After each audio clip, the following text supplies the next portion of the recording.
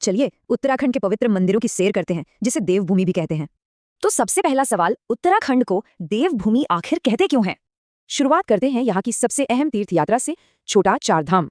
इस यात्रा में ये 4 पवित्र धाम शामिल हैं। चलिए एक एक करके इन्हें जानते हैं।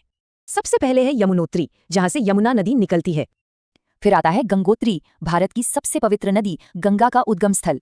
तीसरा धाम है केदारनाथ, भगवान शिव का घर और 12 ज्योतिर्लिंगों में से एक।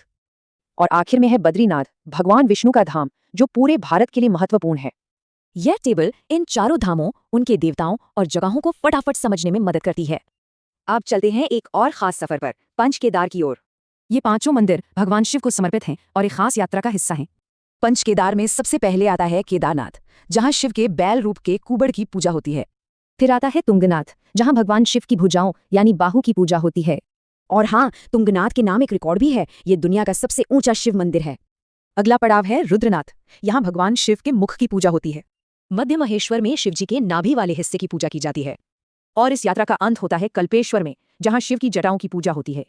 लेकिन कहानी यहीं खत्म नहीं होती। उत्तराखंड में और भी कई अनोखे मंदिर हैं, जैसे जागेश्वर मंदिर समूह, जहां 100 से भी ज्यादा प्राचीन मंदिर एक साथ है। और ये है गोलू देवता का मंदिर, जिन्हें न्याय का देवता कहते हैं। लोग यहाँ चिट्ठियों में अर्जी लगाते हैं।